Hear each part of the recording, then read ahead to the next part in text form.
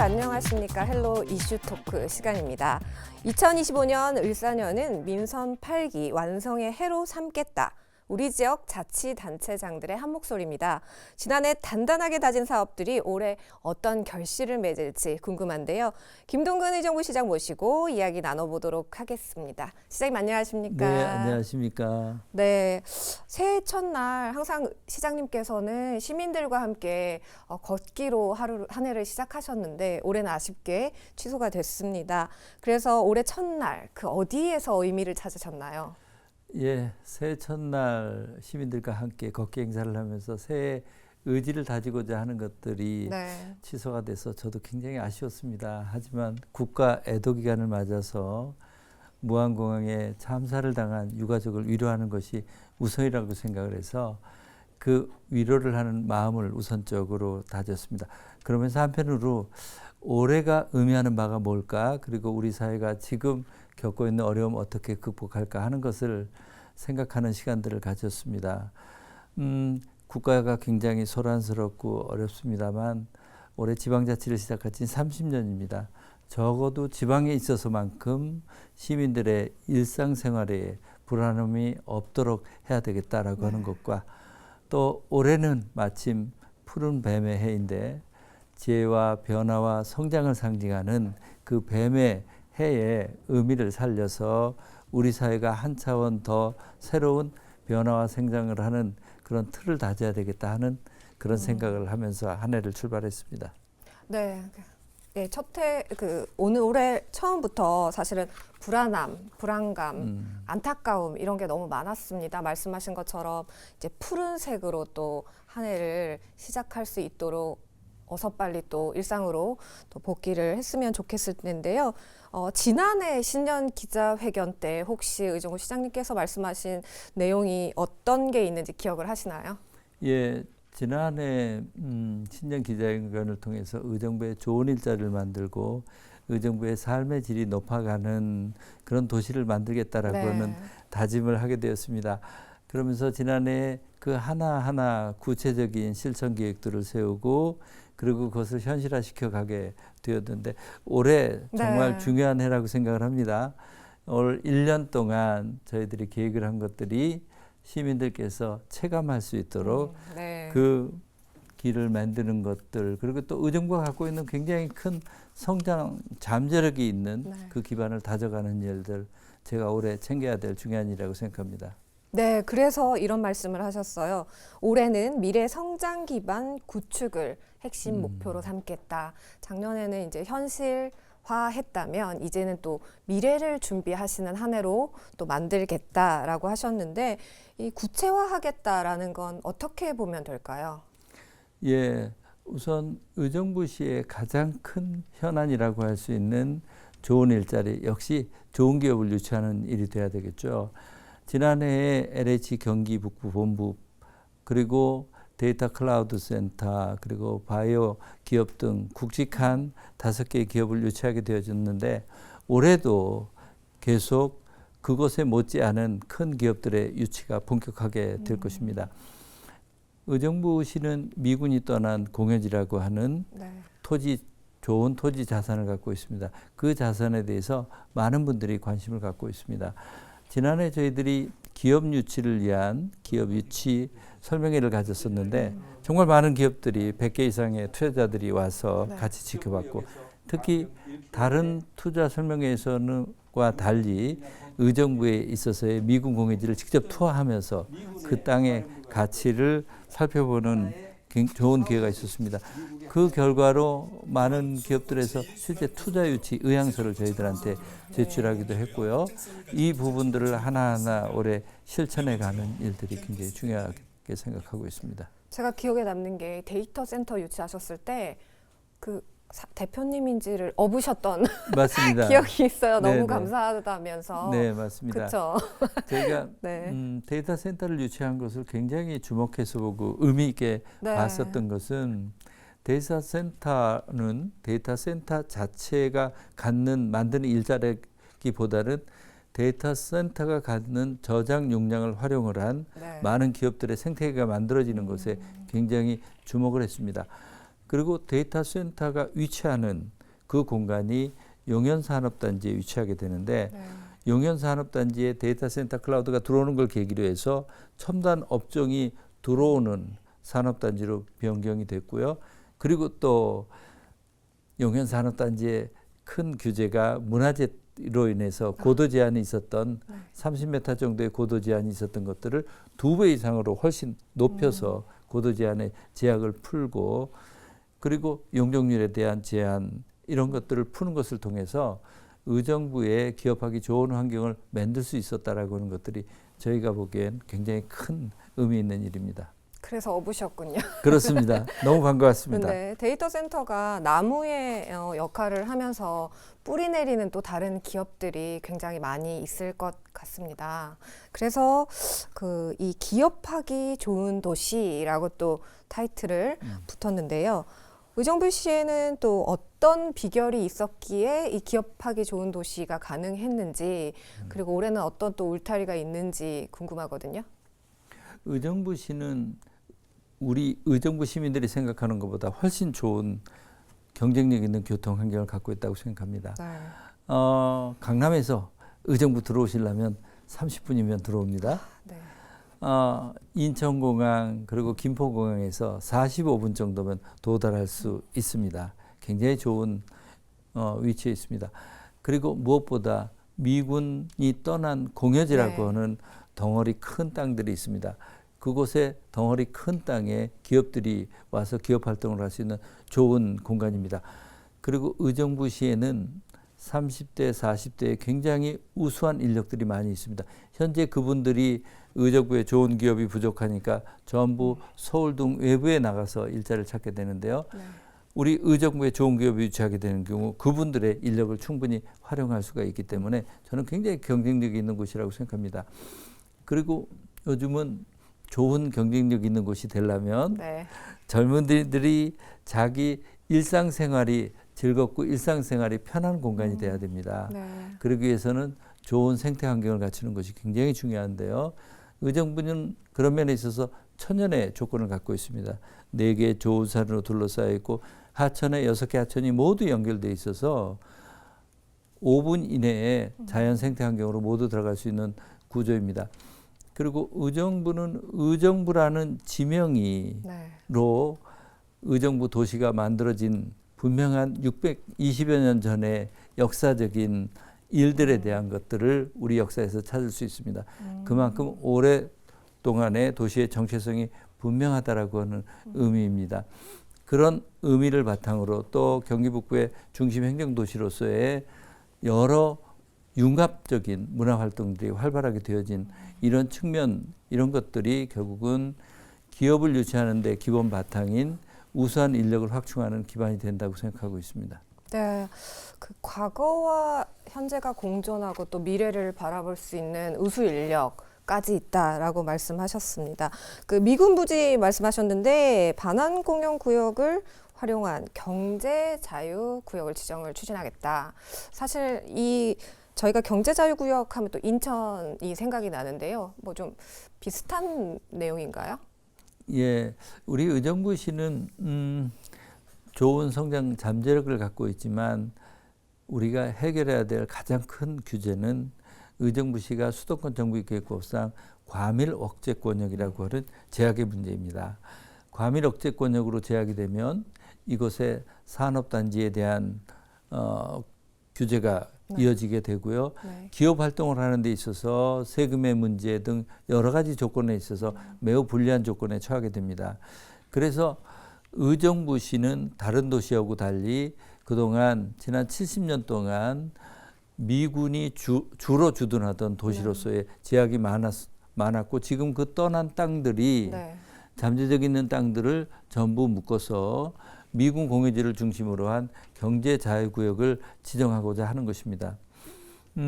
경제자유구역을 지정하는 목적은 흔히 그곳에 경제활동을 활발하게 할 수 있는 도시만의 특성을 살려주자라고 하는 것인데 우리 의정부시는 안보에 대한 희생 그리고 도시가 갖고 있는 여러 가지 입지적인 장점들을 기업의 유치를 통해서 활용할 수 있는 그 땅을 그리고 미군 공유지를 중심으로 해서 특성 있는 경제 자유구역이 충분히 되리라고 생각하고 있습니다.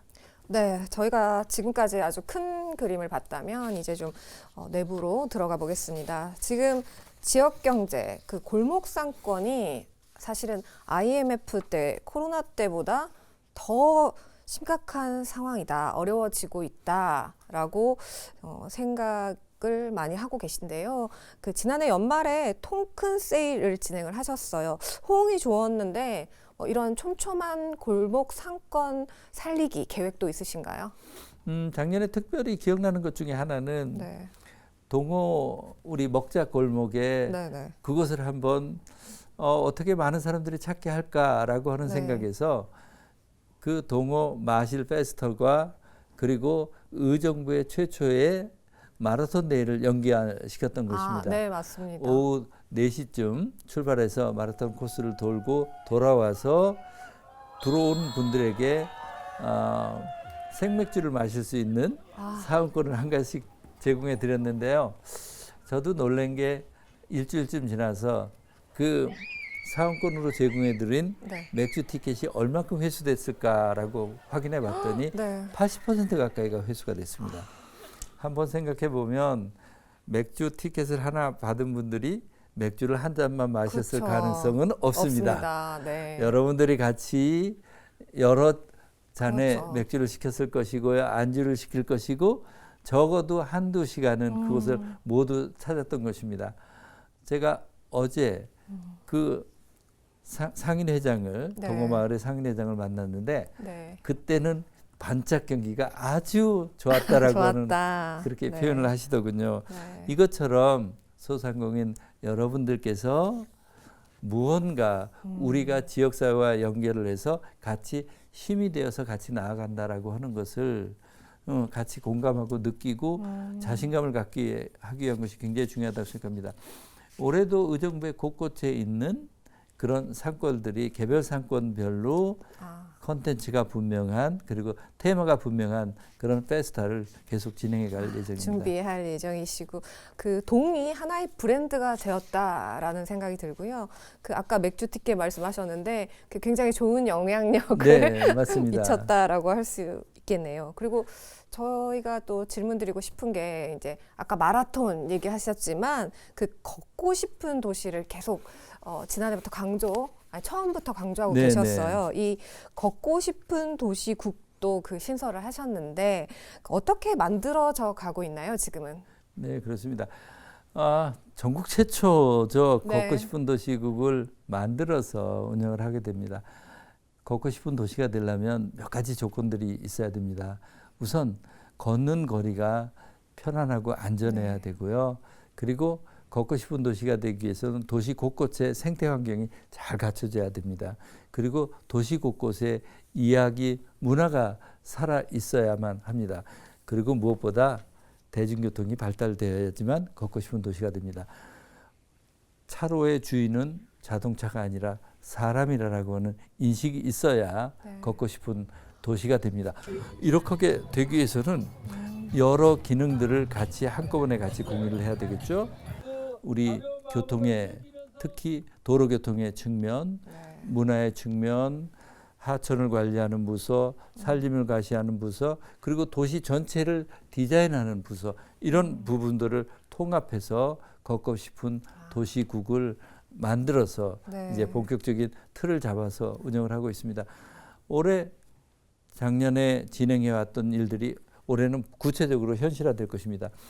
의정부 망월사역 앞에 신한대학교 앞에 그 도로가 이제는 차도 중심이 아니고 걷기 중심의 도로로 바뀌게 될 것입니다.